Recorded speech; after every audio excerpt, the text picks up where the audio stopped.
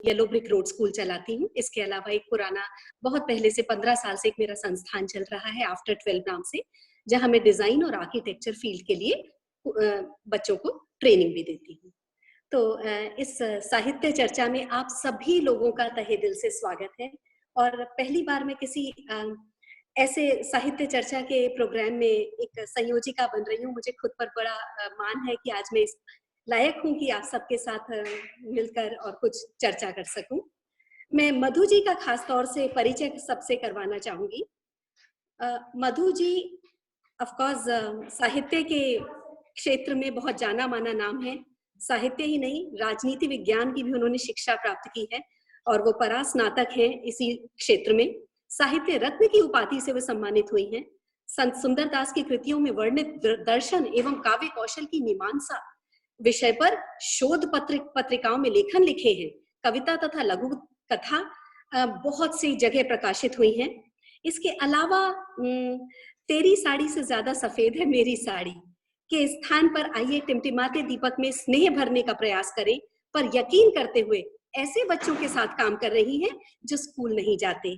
सहेजने का प्रयास करती हूँ परिवार, पर्व, पानी, पेड़, पर्वत, पर्यावरण, पुस्तक, प्रेम, पड़ोसी, प्रज्ञा और बचपन भी। वाह मधु जी, जितना आपका पढ़ रही हूँ उतना आपके प्रति मेरा सम्मान बढ़ता जा रहा है। बहुत बहुत धन्यवाद यहाँ हम सबके पास होने का। आप जैसे लोगों के लिए मेरे पास सिर्फ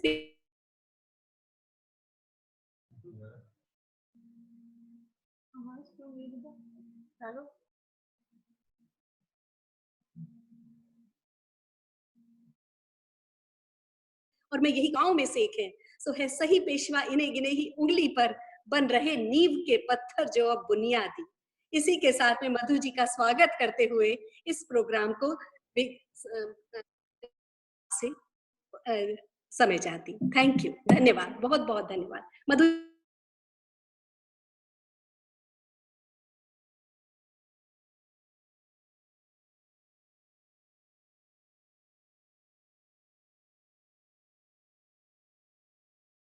बिल्कुल सुन। बात ये है कि हिंदी चूंकि मेरी मातृभाषा है और मैं इसे सुनकर, बोलकर, समझ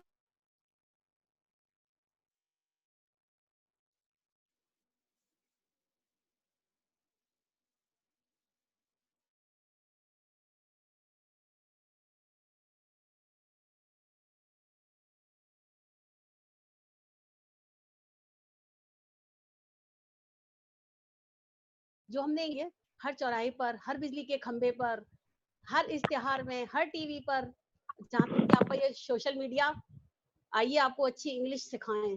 अगर आपको अच्छी इंग्लिश नहीं आएगी तो पता नहीं क्या क्या क्या क्या खो देंगे आप। चालू है मेरे पास हिंदी की। मैं बच्चों को ये पसंद करती हूँ कि वो बच्चे बोलें, बजाय एक्सक्यूज मी कहने के क्षमा कीजिए मुझे रास्ता दीजिए। इसको सुनकर जिस दिन हम गर्व करेंगे उस दिन हम हिंदी से बहुत प्यार करेंगे। भाषा वो है जो बहुत सुंदर तरीके से बोली जाए। भाषा वो है जो जब कोई बोले तो ऐसा लगे जैसे मोती झड़ रहे हो।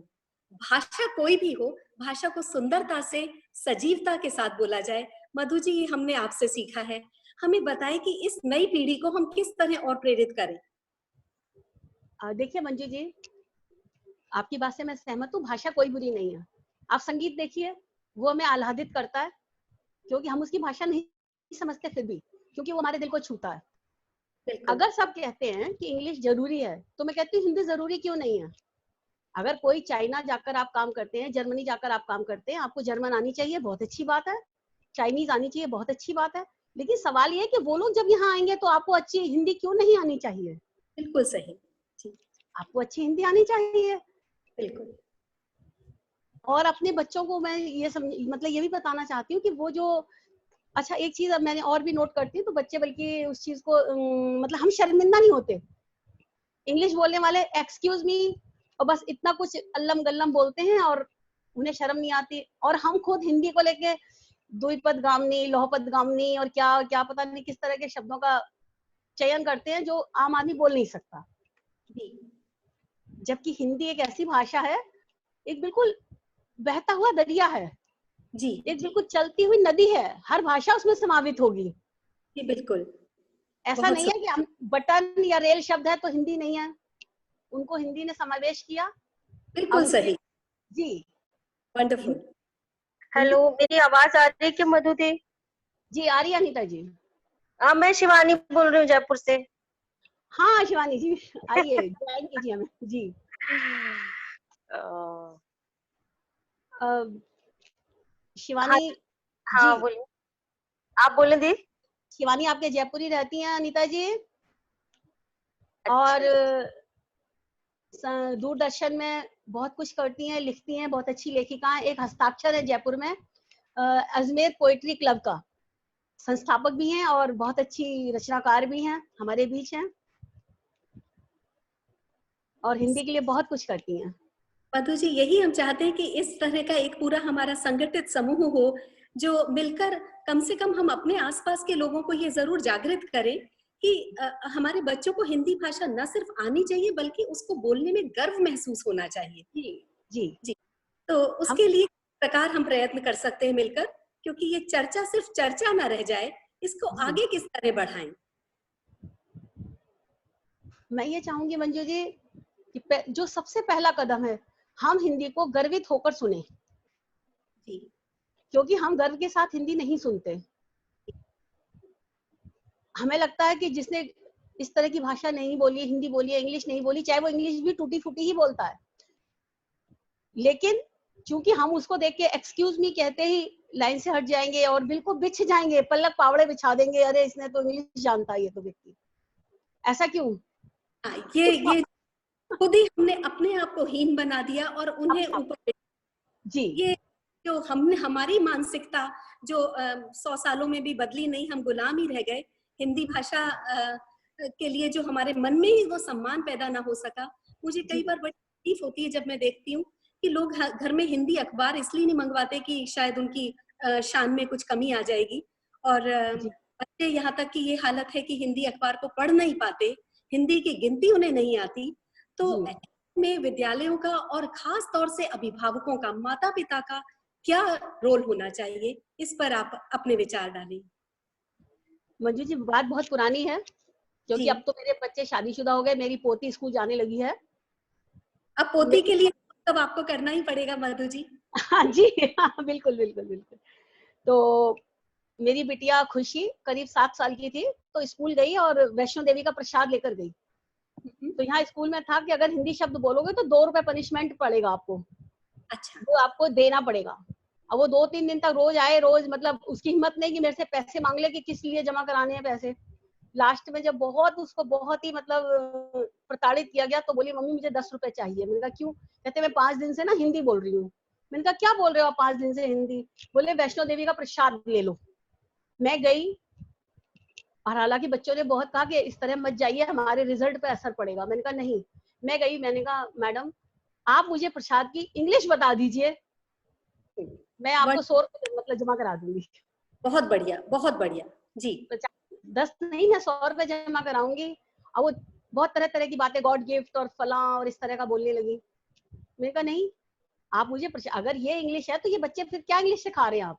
हम बच्चों को इसलिए भेजते हैं कि आप उन्हें पारंगत करें, किसी भी भाषा में पारंगत करें। आप हिंदी से पीछा छुड़वा रहे हो, इंग्लिश में पारंगत नहीं कर रहे हो, तो सही। हमारे बच्चों का भविष्य क्या होगा?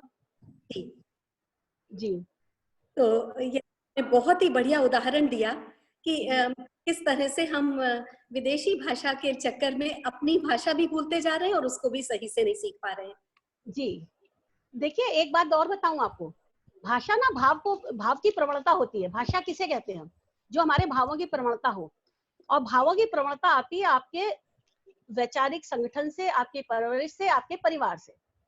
जी, यदि आप किसी को इंग्लिश में भी कह रहे हैं ना आई लव यू, तो जब तक आप उसे हिंदी में महसूस नहीं करेंगे कि मैं तुम्हें बहुत प्रेम करता हूँ, हाँ, या जी, आपकी राजस्थानी में महसूस नहीं करेंगे कि मैं तुम्हें घना घना प्यार करता हूँ, तो उसको आप इंग्लिश में वो बात नहीं ला पाएंगे, वो जज्बात नहीं ला पाएंगे।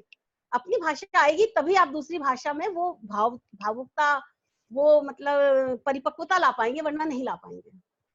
मधु जी, आपने ये इतनी अच्छी बात छेड़ी है जो दिल को छू गई कि भाव तो अपनी भाषा से ही उमड़ते हैं। बहुत ही जी सुंदर आपने की मधु जी। मुझे ये बताएं कि क्या हम शुरू करें, किस तरह से ये मुहिम चालू करें कि हम छोटे बच्चों को हिंदी भाषा और हिंदी की पुस्तकों आदि के प्रति प्रेम पैदा कर सकें? देखिए मंजू जी, बच्चा ना देखकर सीखता है। जी। ऐसा नहीं हो सकता कि हम रेड लाइट जंप करें और बच्चों को कहें तुम सच बोलो। बहुत सही। जी। हम कभी नहीं कर सकते। हम इस घरों में देखिए आप, मतलब आपके ड्राइंग रूम में अच्छी अच्छी किताबें लगाएंगे आप, अच्छे अच्छे राइटर्स की, अच्छे लेखकों की। किस परिवार में रामायण है जो आपके अतिथि कक्ष में रखी हुई है बहुत अच्छे से शोकेस में? ब्यूटीफुल, बिल्कुल सही, अति सही। जी। हमारे जो पूर्वज थे उनका जो एक उद्देश्य था ना, मोक्ष, मोक्ष को उन्होंने अहिंसा के एक लबादे में ना, मतलब इतने 100 सालों में वो लिथड़ गया है बिल्कुल। हम सीखते थे कहानियां माँ की गोद में, दादी की गोद में, दादा की गोद में। आपका अगर एक छोटा सा फ्लैट है तो आप कैमरा लगवाते हैं। एक आपका यदि मतलब बड़ी कोठी है तो आप दरवान रखते हैं, ड्राइवर रखते हैं, नौकर रखते हैं कि देखो कोई घुस ना जाए, कोई अवांछित व्यक्ति घुस ना जाए। तो एक बहुत छोटा सा सवाल हर माँ बाप से, मैं अपने बच्चों से भी पूछती हूँ कि हिंदुत्व को जो धार दे ऐसी गोद कहाँ है आजकल? कौन माँ बाप अपने बच्चों को सिखाते हैं कि तुम वीर बनो, साहसी बनो, या हिंदी भाषा के प्रति प्रेम रखो? हम अपनी संस्कृति को त्याग कर, हम अपने पहनावे को त्याग कर, हम अपने त्योहारों का मजाक बनाकर अपने आप को प्रगतिशील घोषित करते हैं कि मैं बहुत प्रगतिशील हूँ, तो इन सब चीजों पे मुझे मतलब उंगली उठानी ही उठानी है। एक मतलब बुद्धिजीवी खुद को समझने का कि हम बहुत बुद्धिजीवी हैं, इसलिए हमें इंग्लिश हिंदी का परित्याग करना चाहिए। मधु जी, विकास के इस दौर में जब हम बहुत आगे प्रगति कर गए हैं, विज्ञान का दौर है, कहीं ना कहीं जो पुराने त्योहार वगैरह के मनाने के तरीके भी बदलते जा रहे हैं, लोगों के पास इतना समय नहीं है। ऐसे में आप किस तरह से एक संतुलन बनवाना चाहेंगे ताकि त्योहार हो, लेकिन लोगों के पास समय के अभाव के कारण उनकी मर्यादा भी समाप्त ना हो? मंजू जी, मैं देखिए, अति हर चीज की बुरी है जी। ज्यादातर हिंदुत्ववादी नेता क्या करते हैं, या छुट भैये नेता कह लीजिए। 25 दिसंबर है, आज तुलसी दिवस है। 14 फरवरी है, आज वो क्या मातृ पितृ पूजन दिवस है। मैं अपने बच्चों को समझाना चाहती हूँ कि तुम एक दिन ये कोई भी भाषा, कोई भी संस्कार एक दिन क्यों, हमारा हिंदुत्व, हमारी परिभाषा, हमारे हिंदुत्व की परिभाषा, हमारे सनातन धर्म की परिभाषा, हमारी भाषा की परिभाषा, हमारी भाषा की प्रवणता, उसमें पूरा महीना है। हम एक दिन क्यों 2 रुपए वाला गुलाब 20 रुपए में खरीदेंगे? जी। हम पूरे बसंत के ऋतु में पूरा पेड़ लगाए ना। जी। हम क्यों मतलब अपनी छोटी सी भाषा एक्सक्यूज मी क्यों करें? हम उन्हें बड़े प्यार से चरण स्पर्श करते हुए कहें, चाचा जी जरा सा रास्ता दे दीजिए, माता जी जरा मैं इधर से निकल जाऊं। तो आप देखिए, जिसको आप कहेंगे वो भी बड़ा मतलब आपको आशीर्वाद ही देगा।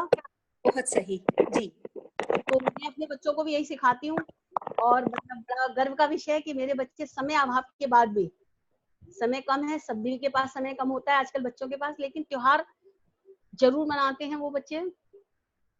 और घर में तो हम हिंदी ही बोलते हैं, और अच्छी शुद्ध हिंदी बोलते हैं घर में तो। और बाजार में जो बोलना पड़ता है ना, तो आजकल बच्चे भी समझ रहे हैं। मैं समझती हूँ कि हमारे बच्चों के बाद की अब जो पीढ़ी आ रही है ना, किड्स, नन्हे बच्चों की, जी। जो अब के जो नए माता पिता हैं वो समझा रहे हैं, क्योंकि संस्कृत को देखिए इतनी मतलब प्राथमिकता मिल रही है कि कंप्यूटर की भाषा संस्कृत अगर होगी तो और अच्छे से हम सीख पाएंगे। बिल्कुल सही। जी। एसएमएस की भाषा संस्कृत से बढ़िया तो हो ही नहीं सकती। बहुत सुंदर। बिल्कुल, आजकल जो बच्चे लिखते हैं ना, फॉर यू, फोर बना दिया और यू बना दिया, संस्कृत में इससे भी छोटा वाक्य हो सकता है फॉर यू के लिए। जी। जी। पर ये समय आने में तो ऐसा लगता है बहुत समय लगेगा। हम सब मिलेंगे, माताओं को मिलना चाहिए, क्योंकि महिलाएं ही घर के उसमें देखती हैं, पुरुष को उतना टाइम ही नहीं है कि वो देखे जी। किसी जी। चीज को। जी। महिलाएं अगर अपने बच्चों के लिए देखें, त्योहारों को सलीके से मनाएं। और महिलाओं में भी कमी है। हम भी अगर आज हमें किट्टी में जाना होगा, हम बहुत अच्छे से सज जाएंगे, मैचिंग पहनेंगे, जो वहां होगा सब करेंगे, लेकिन अगर त्योहार है तो चलो जल्दी से किसी तरह बनाओ और ज्यादा से ज्यादा घूमाओ फिराओ। तो मुझे लगता है कि ये घूमना फिरना छोड़कर त्योहारों पर फोकस करना चाहिए, त्योहारों पे हमें ध्यान देना चाहिए, जिससे हमारे बच्चे सीखें कि जो हमारी भाषा है कितनी आज का वैज्ञानिक। जी, जी। आज का समय कुछ ऐसा आ गया है कि सभी बच्चों से लेकर बड़ों तक सभी इंग्लिश का, अंग्रेजी का साहित्य पढ़ना चाहते हैं। जी तो आपकी तरफ से हम कुछ तरह की कुछ चाहेंगे कि आप हमें थोड़ा-सा ज्ञान दें कि किस तरह का साहित्य और कौन-सा साहित्य ने आपको प्रेरित किया है? और उसका कोई ऐसा कोई एक्सर्प्ट उसका एक भाग हमें सुनाएँ, जिससे हम सब प्रेरित हो सकें कि हिंदी साहित्य में कितना रस है। देखिए, एक बात और बताऊं आपको, और शायद ये बात आपने भी महसूस की होगी। जी, निसंदेह आज अंग्रेजी का बोलबाला है, क्योंकि उसकी पुस्तकों की जो छपाई है, जो जी, प्रकाशन के जो तरीका है, बहुत मतलब आकर्षित करने वाला। बहुत अच्छा सा कवर, पेपर बैक और सब कुछ अच्छे तरह से। और जो हिंदी पुस्तकें हैं, क्योंकि उसके पाठक नहीं है, उसके खरीदने वाले नहीं है, एक विशेष वर्ग ही उनको खरीदता है, तो वो उतने अच्छे ढंग से छपते नहीं है, उतने तरीके से बिकते नहीं है। और आज का जो युग है ना, जो प्रदर्शन का युग है, जो सजता है वही जचता है, जो जचे ना वही सजेगा, फिर वही बिकेगा। जी, एक साधारण सी किताब देख लीजिए, बिकती है। गीता गोरखपुर की प्रेस की किताबें देखिए, सस्ती हैं, लेकिन जी, चूंकि वो बनावट में इतनी सुंदर नहीं है, बिल्कुल और सही। कुछ सस्ता होने के कारण हर व्यक्ति को लगता है कि बस सस्ती है तो उपयोगी नहीं होगी। मधु जी, हमारे लिए बहुत ही दर्दनाक बात होगी, जिस तरह से हिंदी भाषा और हिंदी साहित्य का ह्रास हो रहा है। धीरे-धीरे वह जिसे कहते हैं लुप्त होने के कगार पर है। जी ऐसे हम सबका क्या कर्तव्य बनता है और उसे किस तरह हम पूरा करें? देखिए, पहली बात, मैं बहुत सकारात्मक सोचती हूँ। जी, मतलब यही मेरी जिजीविषा है, हाँ, सकारात्मक सोचती हूँ, सकारात्मक ही करती हूँ। आज से 5-7 साल पहले हर व्यक्ति बोलता था, ई बुक्स आ जाएंगी तो पुस्तकें लोप हो जाएंगी, अखबार लोप हो जाएंगे। लिखे हुए साहित्य की जगह कोई भी विधा नहीं ले सकती। मैं मानती हूँ उसमें फैलाव बहुत ज्यादा है, बहुत ज्यादा जगह घेरता है, सब कुछ घेरता है। फिर भी मोबाइल पर आए हुए व्हाट्सएप या फेसबुक या कोई भी विधा आ जाई, और अखबार से ज्यादा जल्दी वो पुरानी हो जाती है। अखबार तो फिर दूसरे दिन पुराना होता है, जी, या हफ्ते बाद हम जब बेचते हैं फिर भी कभी कभी पलट के देख लेते हैं। और मेरे जैसे प्रेमी तो अखबार की कटिंग काट के रखते हैं कि ये चीज अच्छी है तो इसे कल पढ़ेंगे। बिल्कुल। या इसे कल पढ़ेंगे। लेकिन मोबाइल तो दूसरी आपकी पोस्ट आई, चाहे वो व्हाट्सएप हो या वायरल हुई, तो बात अलग है, वरना तो कोई जानता ही नहीं है कि किस बात पर हम लिख रहे थे और कहाँ से कहाँ बात चली और कहाँ उसकी टिप्पणियां पहुंच गई। मधु जी, एक और बात जो मेरे मन में आ रही है, मैं उसका भी समाधान आप ही से करवाना चाहूंगी। जो पत्र लेखन की कला में एक समापन आ गया, अब वो पत्र लेखन से तो मधु जी, जो आपने अभी कहा कि किताबें तो फिर भी आज भी जीवंत है और उनको पढ़ने में मजा आता है, उन पत्रों का क्या करें जो समाप्त हो गए? जी बिल्कुल बिल्कुल, समाप्त हो गए पत्र। मेरे ख्याल है इस कला को हमें ना जीवित रखना चाहिए, जी, यदा कदा लिखते रहना चाहिए।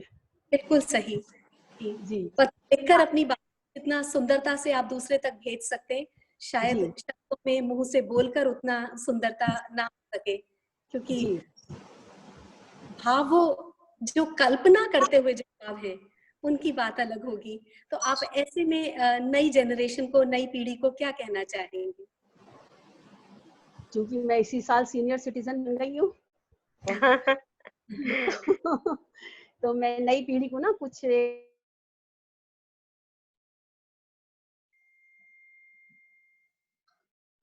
वक्त पहले ये लिखी थी मैंने अपने दादी दादा के लिए, करीब 30 साल पहले, 30-40 साल पहले। क्या बात। तो वो मैं आपको बता रही हूँ कि देखिए, आप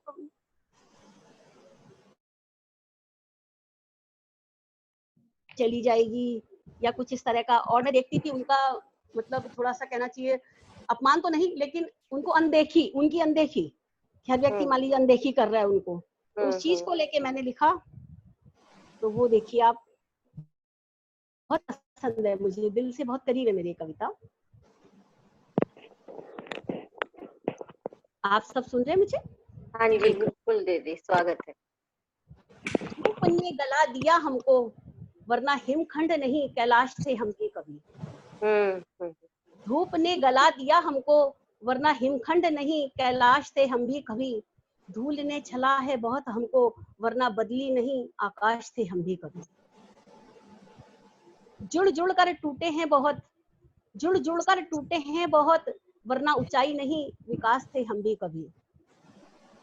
मेरी फटेहाली पे न जाओ दोस्त, मेरी फटेहाली पे न जाओ दोस्त, वरना मखमल का एक सुंदर लिबास थे हम भी कभी। आज आज चंद्र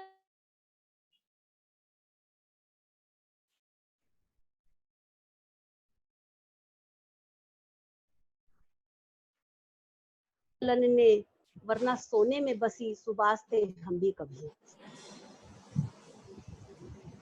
आज टिमटिमा रहे हैं तो क्या, आज टिमटिमा रहे हैं तो क्या, वरना दीपक नहीं प्रकाश थे हम भी कभी। बेशक जब मैंने उनको देखा अपने दादा दादी जी को कि वो बहुत बिखर रहे हैं, हालांकि आज से 40 साल पहले उस तरह के भाव नहीं थे जो आज हैं परिवार में, संयुक्त परिवार है ही नहीं, और जो हैं तो उनमें तो बस वो भाव ही नहीं है। बेशक हमारे बिखरेपन पे लानत है, बेशक हमारे बिखरेपन पे लानत है, वरना संधि नहीं समास थे हम भी कभी। जमाने ने नकारा है बहुत हमको, ये लास्ट की पंक्तियां मैंने पिछले साल ही लिखी है। जमाने ने नकारा है बहुत हमको, वरना बात नहीं विश्वास थे हम भी कभी। पैरों तले मत रौंदे जमाने, याद होगा तुझको शाबाश थे हम भी कभी। बहुत सुंदर, बहुत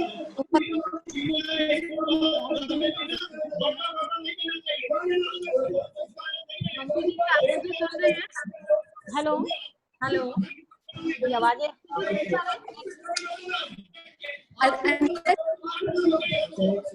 बैकग्राउंड में बहुत ज्यादा शोर है। कुछ ज्यादा आवाज।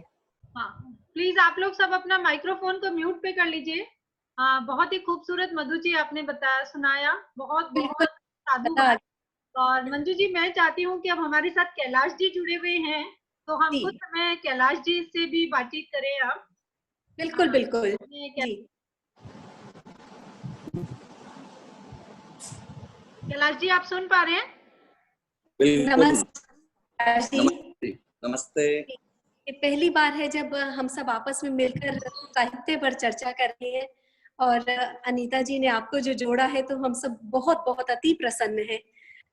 मैं चाहूंगी कि जो हम अभी इस समय ये जो हमने अभी एक शीर्षक चुना है जिसमें हम ये बात करना चाह रहे हैं कि किस तरह से हिंदी भाषा का डिफरेंट अलग अलग क्षेत्रों में बहुत ही ज्यादा ह्रास हो रहा है, हानि हो रही है, इस पर आपके क्या विचार हैं?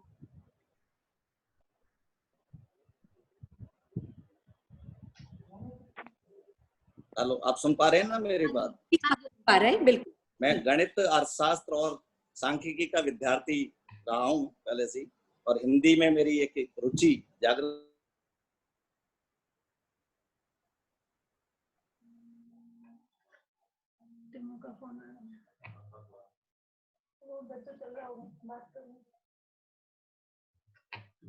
बोर्ड में ऐसा तो ये है, बच्चा यदि हिंदी में बोल रहा है और कोई बच्चा इंग्लिश में बोल रहा है तो हम समझ रहे हैं कि ये बहुत ज्यादा इंटेलिजेंट है, बहुत अच्छा है, और उसके माँ बाप भी गौरवान्वित महसूस करते हैं कि देखो हमारा बच्चा बहुत इंग्लिश में बोल रहा है।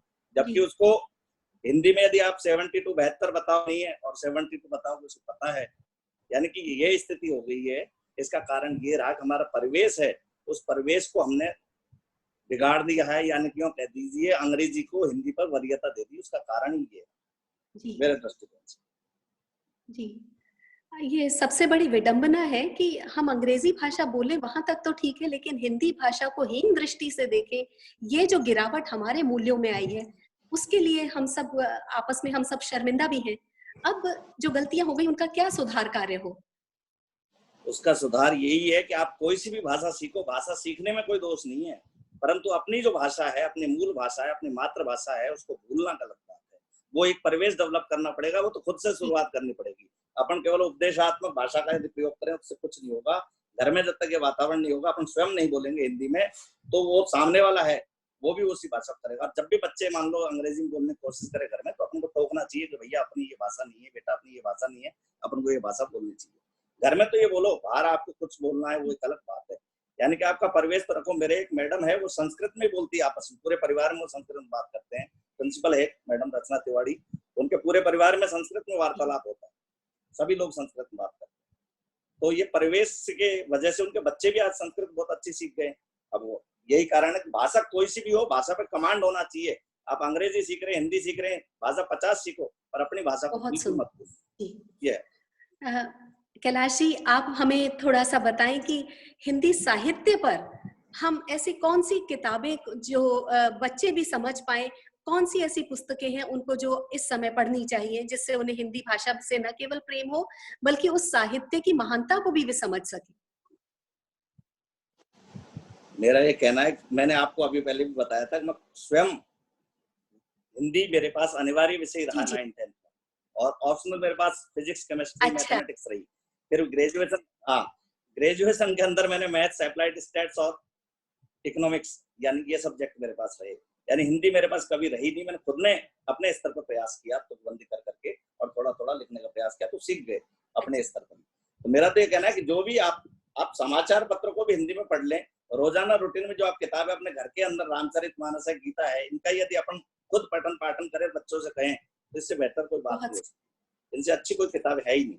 कितनी अच्छी बात है कि अगर हम सिर्फ और सिर्फ अपने इन महाकाव्यों का ही बच्चों को उनसे अवगत कराएं, उसके बारे में उनकी कहानियां ना सिर्फ सुनाएं बल्कि उन्हें पढ़ने के लिए भी प्रेरित करें, तो मैं मानती हूँ कि हम इस हिंदी भाषा को जीवंत रख सकेंगे। आज के दौर में तो हिंदी के जो सीरियल चल रहे हैं, रामायण वगैरह, इस दौर में लॉकडाउन के टाइम में, वो बहुत बढ़िया सीरियल है, उनको ही देख के बच्चे तो काफी कुछ सीख सकते हैं।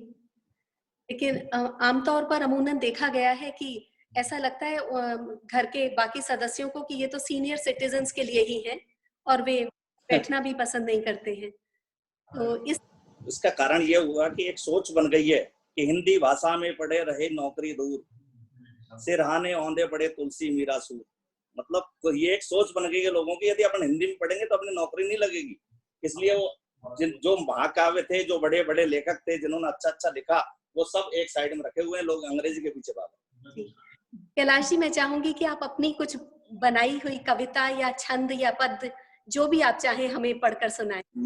मैं तुकबंदी के रूप में ही प्रयोग करता हूँ, फिर भी मैं आप चाहो जिसको बता सकता हूँ। तो बहुत सारी है। महासभा का जो गीत लिखा है ना, अगर आप उन्हें उसे ही अगर सुना सके तो बहुत ही ज्यादा अच्छा लगेगा मैम, कि बहुत अच्छा है।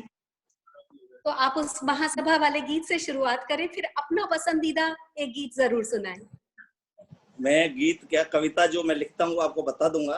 और अपना जो महासभा का अपना जो गान है, ध्वज गान है कि ऊंचे नील गगन में अपना ध्वज लहर लहर लहराए, खंडेल वालों की गाथा को ये ध्वज नित्य सुनाए।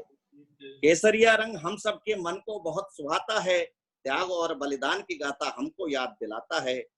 बीच ध्वज में, अब जो महासभा का सिंबल है, उसको जो अपन मोनोग्राम है उसको अपन ने काम लिया है। बीच ध्वज में चिन्ह है जो महासभा का मोनोग्राम, ध्येय वाक्य जो लिखा है इसमें, सबको शिक्षा सबको काम। संख जो इसमें दर्शाया, परिवर्तन का आगाज करे, सकारात्मक काम करो जिससे समाज भी नाज करे। धन से ज्यादा ज्ञान कीमती ये पुस्तक हमको बतलाती, पुरखों की अग्रिम सोच हमें शिक्षा का महत्व दर्शाती। सूर्य रूप अपने पुरखों की धवल कीर्ति दर्शाता, तेज पुंज बन करो प्रकाशित ये हमको संदेश सुनाता। 72 किरणें सूरज की 72 गोत्रों को दर्शाती, हम सब हैं खंडेलवाल गर्व सहित फूले चाहती। किरण के नीचे नील वक्र 37 देवियां दर्शाते, सुंदर दास हैं पूज्य हमारे, गंगा है सबकी माते, स्व से बढ़कर है समाज ये घर घर अलग जगाएं, ऊंचे नील गगन में अपना ध्वज लहर लहर लहराए। सुनकर बहुत ही आनंद आ गया। बहुत बहुत धन्यवाद कैलाश जी, जो आपने हमारे साथ आज ये समय बांटा। मुझे एक बार मैं फिर भी चाहूंगी, जो आप इतनी सुंदर तुकबंदी जिसे आप कहते हैं, जो हमारे लिए तो बहुत ही सुंदर कविता होगी, उसे भी सुनाएं।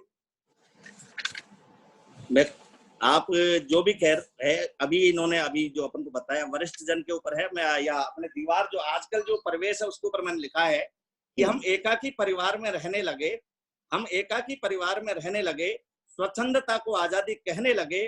कल तक तो रहते थे हम मकानों में, सच तो यह है कि आज हम दीवारों में रहने लगे। बहुत सुंदर। दादी की लोरी भी छूटी, दादा का छूटा है साथ, माँ बाप तो गए काम पर, सच में बच्चा हुआ अनाथ। एकल परिवार की धारणा से एकाकीपन हम सहने लगे, सच तो यह है कि आज हम दीवारों में रहने लगे। स्वच्छंदता इस कदर समाज में बढ़ने लगी, तलाक जैसी घटनाएं घटने लगी, आज संयुक्त परिवार का वजूद मिट गया है, आम आदमी समाज से कट गया है, आज संस्कृति से इतर हम कपड़े पहनने लगे, सच तो यह है कि आज हम दीवारों में रहने लगे।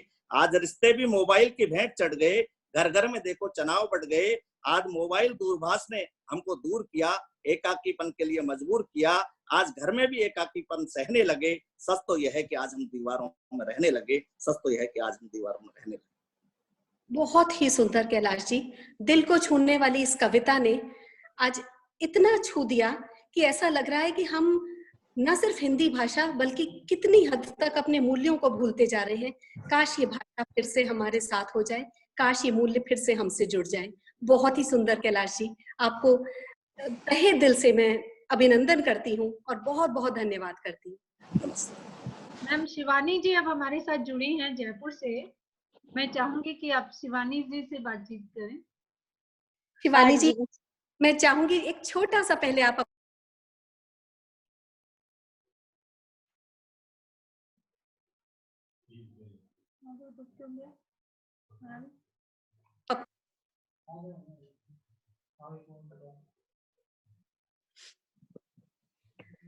शिवानी जी, हम आपको सुन नहीं पा रहे हैं।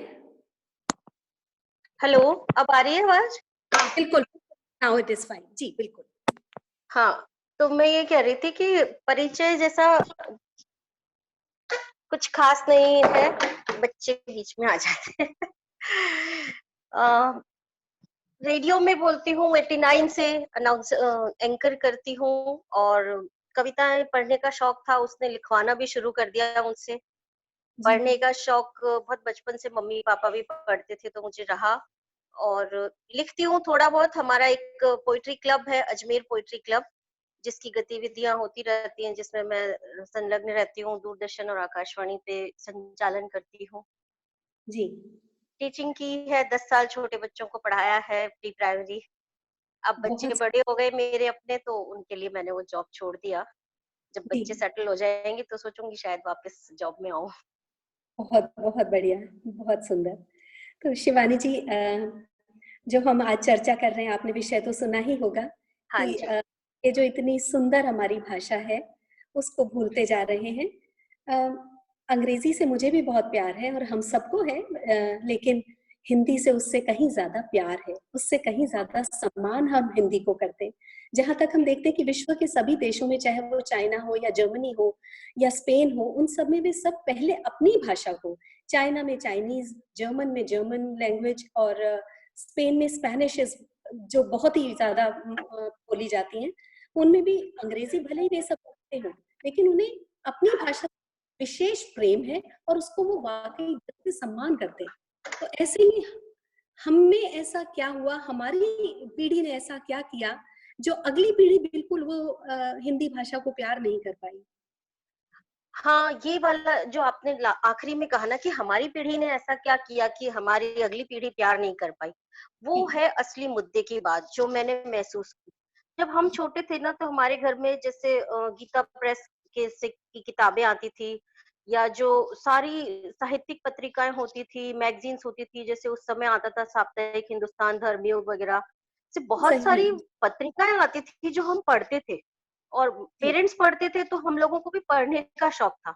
उस समय ना बहुत जी, ज्यादा टीवी नहीं था, बाहर खेलते थे, बच्चे अपनी मातृभाषा में बात करते थे, तो हम लोगों के एक माहौल जो मिला कि अपनी मातृभाषा में बात करने का और वो साहित्य पढ़ने का, वो शायद हम हमारे बच्चों को नहीं दे पाए। मैं आपको एक उदाहरण बताती हूँ, मेरे बच्चे दोनों इंग्लिश मीडियम में पढ़े हैं, लेकिन घर में हम हमेशा हिंदी बोलते हैं, वो अपने स्कूल में इंग्लिश बोलते हैं। अभी मेरी बेटी जो है वो पोस्ट ग्रेजुएशन कर रही है फिल्म्स एंड टेलीविजन प्रोडक्शन में।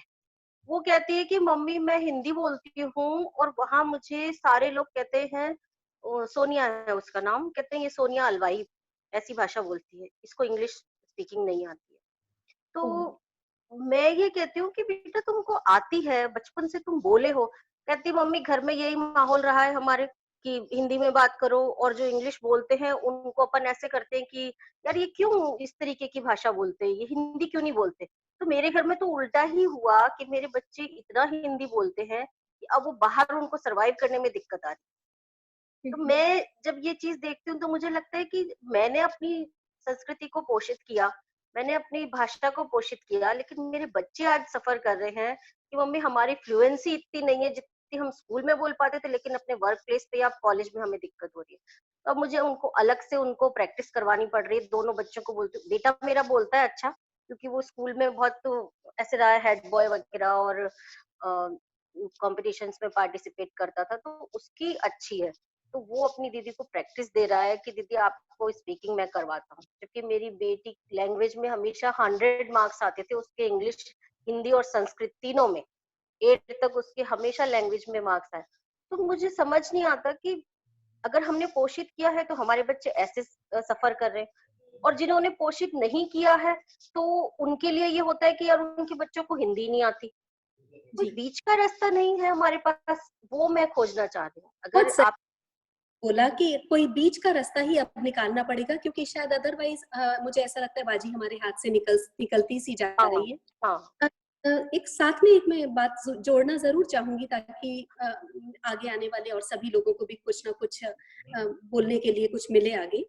मैं चाहती हूँ कि हम सब इस बात को भी समझें कि जब नरेंद्र मोदी बोलते हैं तो हम मैं क्या कहना चाहूँ कि भाव विह्वल होकर सुनते हैं कि कितनी सुंदर, कितनी क्रिस्प हिंदी है, कितनी प्यारी भाषा है, पकड़ बहुत अच्छी है। बिल्कुल सही है ना। तो नरेंद्र मोदी जब बोलते हैं तो हमें बुरा नहीं लगता कि वो हिंदी बोल रहे हैं। क्या यह कारण नहीं है कि हम सब जानते हैं कि वो अगर चाहें तो अंग्रेजी में भी बोल सकते हैं, तो उनकी हिंदी बोलने का भी सब लोग उतना ही सम्मान करते हैं। और भाषा जब सुंदरता से बोली जाए तो चाहे वो हिंदी हो या अंग्रेजी, उसकी वो मन को छू ही जाती है।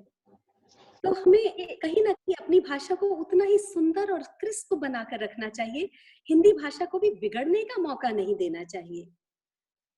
भाषा की सुंदरता अपनी जगह है, बहुत सही बात है। आप आवाज कट रही है। अनीता जी, हमारे साथ रश्मि जी जुड़ी हुई हैं राजनांदगांव से। हाँ, मैं चाहूंगी कि आप रश्मि जी से बातचीत करें कुछ। रश्मि जी नमस्कार। एक सेकेंड, मैं उन्हें अनम्यूट करूं। जरूर। रश्मि जी आप सुन पा रही हैं? जी हाँ, आप अपना वीडियो ऑन करिए। Video on. हाँ हाँ जी, यस। आप अपनी कोई रचित रचना साथ में लेकर आई हैं मधु जी? मंजू जी, रश्मि जी अपनी कुछ रचना लेकर आई हैं। बिल्कुल, हम चाह रहे हैं कि रश्मि जी अपना परिचय ही उस सुंदर रचना के साथ दें।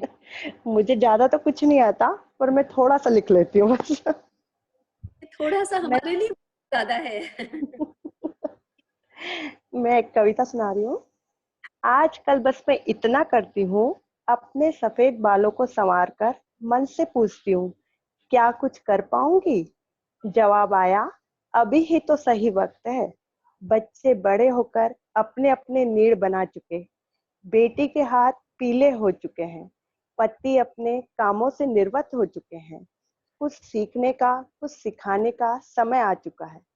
पंख जरूर कमजोर हो गए, लेकिन उड़ान अभी भी भर सकते हैं। आंखों को रोशनी धुंधली हो गई है, लेकिन लिखने का भाव उफान पर है। क्या हुआ जो हाथ थोड़े कपकपाते हैं, तस्वीर तो पूरी बनी जाती है।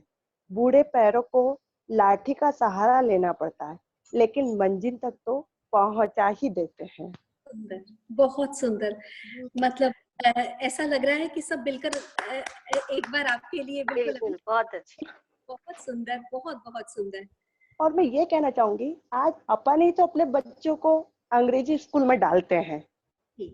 अपने को जो माहौल मिला वो अपने माँ बाप से हिंदी माहौल मिला था पूरा। जब माँ बाप भी किताबें पढ़ते थे हिंदी में, न जब टीवी थी, और वो भी अपने को रामायण के बारे में, महाभारत के बारे में, पंचतंत्र की कहानियां सब सुनाते थे। आज अपन अपने बच्चों के साथ में ऐसा कुछ नहीं करते, अपन ही अपने बच्चों को जाके बोलते कि इंग्लिश मीडियम में डालते हैं अपन ही। तो इसमें कहीं ना कहीं अपन भी हिंदी से उनको दूर कर रहे हैं।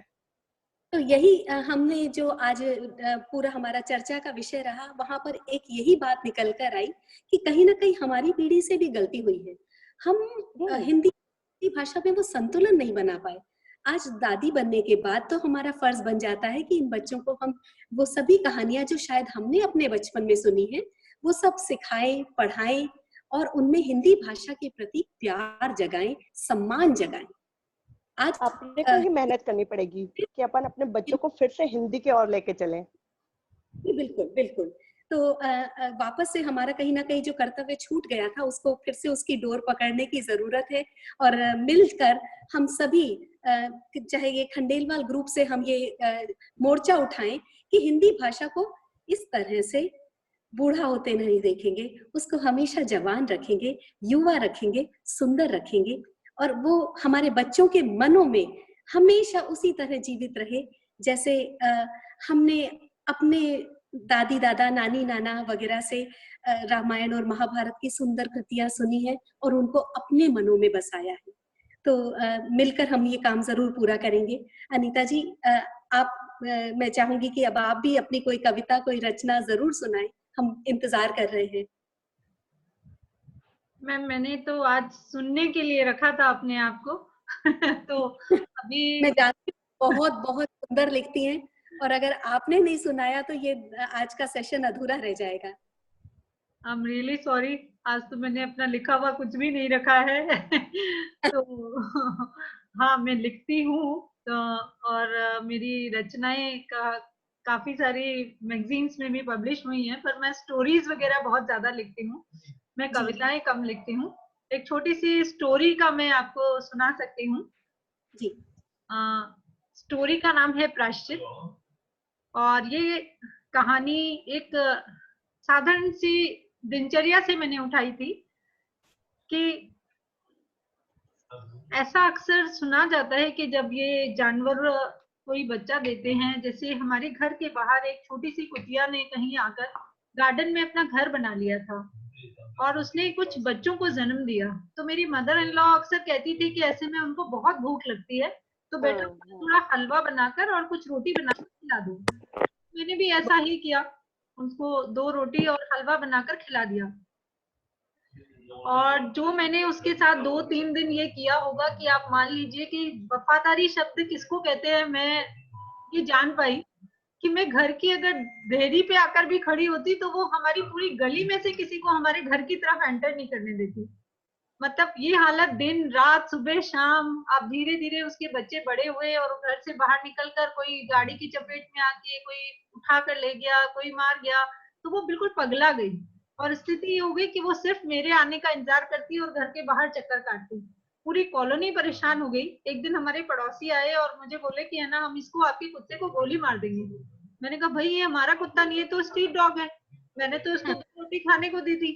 पर वो उन्होंने फिर म्युनिसिपैलिटी में उसकी शिकायत कर दी और वो म्युनिसिपैलिटी की गाड़ी उसको लेने के लिए आई और वो इतना चीख चीख के मुझे बुलाने लगी बाहर कि मैं एक बार बाहर आऊं और देखूं उसको कि उसके साथ क्या हो रहा है। और मैंने जाकर जब उसको देखा तो मतलब मैं कुछ नहीं बोल पाई। मतलब मेरे मन में ये रहा कि अगर मैंने रोक लिया तो ये सभी को परेशान करेगी, और जब उसने मुझे बिल्कुल शांत देखा तो वो बिल्कुल शांत हो गई और उसकी आंखों में जो भाव आए, उन भावों को लेकर मैंने एक कहानी में इसको ढाला कि वो मेरी जिंदगी का बहुत बड़ा एक दुखनुमा एहसास हो गया कि मैं जब भी सोती तो वो आंखें मुझे हमेशा देखती और मुझे उन बेबस आंखों में अपने अंदर एक शिकार महसूस होने लगी अपनी गलती कि मैं उसको रोक नहीं पाई। तो उस धारणा को लेकर मैंने एक स्टोरी बनाई थी। इसको मेन मुद्दा लिया कि इस तरह जो हुआ उसके बाद कई रातों में सो नहीं पाई। हमारे घर के पड़ोस में एक वृद्ध महिला रहती थी, सुना था उसके बेटे बहू कहीं विदेश में रहा करते थे और हमारे घर का वो मेन हिस्सा बन गई थी। कभी तीज त्योहार हर जगह पर वो हमारे साथ ही सेलिब्रेट करती, मेरे बच्चे भी उन्हें दादी माँ ही कहते। और एक दिन रात में सुना कि उसके घर में बहुत शोर मच रहा था और रात के 2 बजे घर का दरवाजा खटखटाया और उन्होंने बताया कि मेरे बच्चे मुझे वृद्धाश्रम में छोड़ने के लिए जा रहे हैं और ये घर उन्होंने बेच दिया है। और उसको जब वो गाड़ी में जाकर बैठने लगी तो वही आंखें जो उस दिन उस कुत्ते को मैं नहीं बचा पाई थी, और वही सेम आंखें मुझे वहां दिखाई दे रही थी। और मैंने दौड़कर उनको पकड़ लिया कि नहीं, हम आपको वृद्धाश्रम में नहीं जाने देंगे, और आप हमारे घर में हमारे बुजुर्ग की हैसियत से रहिए, मेरे बच्चों को एक दादी का प्यार दीजिए, और मैं आपको ये नहीं करने दूंगी, मैं आपको नहीं जाने दूंगी। और उनके बेटे बहू से हमने कहा कि आप चाहें तो ये घर बेच दीजिए, पूरी जिंदगी ये हमारे साथ रहेंगी, हमें इनके आशीर्वाद की और सहाय की बहुत जरूरत है। और ये बात बोलकर मैं इतनी निश्चिंतता से घर के अंदर उनको लेकर आ गई और उनकी गोद में सर रखकर सो गई, और उस रात से मुझे वो आंखें कभी सपने में दिखाई नहीं दी। बहुत ही सुंदर, इतनी संवेदनशील कहानी है अनीता जी। बस आंखों में आंसू नहीं आए, बाकी आपने कुछ कम नहीं छोड़ा। बहुत बहुत ही सुंदर, दिल को छूने वाली कहानी। ये प्रायश्चित करके मैंने इसका नाम दिया था, और ये बड़ा प्रायश्चित तो हो ही नहीं सकता था, तो बहुत ही ये थी, तो आई थिंक आप लोगों के साथ शेयर की। और आज ये बहुत ही अच्छा मौका रहा इस साहित्यिक चर्चा का कि हम सब लोग इस मंच के माध्यम से जुड़े और अपने अपने विचारों को हमने शेयर किया। तो over to Manju ji, conclude करें फिर मिलने के वादे के साथ। बिल्कुल। अरे मंजू जी को तो बोलिए आप, अनीता जी। हाँ जी, एक कविता तो वो बनती है मंजू जी से भी। हाँ मंजू जी से तो बिल्कुल बिल्कुल, मैं इसीलिए कह रही हूँ मैं सहयोगिका हूँ, इसके अलावा कुछ भी नहीं। बस मैंने कोशिश की कि हम सब मिलकर जुड़े आपस में, और इस बहुत ही जरूरी और महत्वपूर्ण विषय पर आज चर्चा जरूर करें, ताकि साहित्य का ये जो अनीता जी ने चलाया है ये आगे और बड़ी सुंदरता से बहता रहे। लेकिन उससे पहले ये जरूरी था कि हम हिंदी भाषा जो आगे कहीं चर्चा में आए और हम ये भूल जाएं कि बहुत से लोग तो हिंदी भाषा को प्यार ही नहीं करते। उनके लिए ये कहीं ना कहीं एक सीखने का क्षण हो कि हम सब हिंदी से इस तरह जुड़े हुए हैं जैसे माँ के गर्भ से बच्चा जुड़ा होता है। हिंदी हमारी माँ है, हम इसका ना अपमान सही और ना करें। तो इसी के साथ में आप सभी लोगों का, मधु जी का, कैलाश जी का, रश्मि जी का, शिवानी जी का, अनीता जी का बहुत बहुत धन्यवाद करती हूँ कि आपने ये मौका दिया कि हम सब मिलकर इस विषय को गूढ़ता से समझें। क्योंकि जब तक विषय उत्पन्न नहीं होंगे उनका समाधान तो कभी हो ही नहीं सकेगा। शायद आज जितना खास हमने बैठकर एक विषय पर चर्चा की और अपने घर पर बाकी लोगों के साथ भी शायद मिलकर हम इस बात को कहें, समझाएं कि अपने बच्चों को हिंदी से प्यार करना सिखाओ। अंग्रेजी बोले पूरे समाज में सब कुछ ठीक है, लेकिन अपना साहित्य और अपनी चाहे वो लोकल डायलेक्ट भाषा हो, चाहे वो मारवाड़ी ही क्यों ना हो, उससे भी उन्हें प्रेम करना, लेकिन जीवन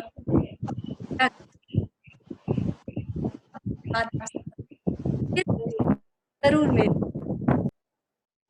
धन्यवाद। तो आप सभी लोगों को बहुत बहुत धन्यवाद। फिर मिलेंगे इस वादे के साथ। नमस्कार। नमस्कार। अनीता जी आपको भी धन्यवाद। बहुत ही अच्छा लगा आज का विषय, हिंदी पे चर्चा करके।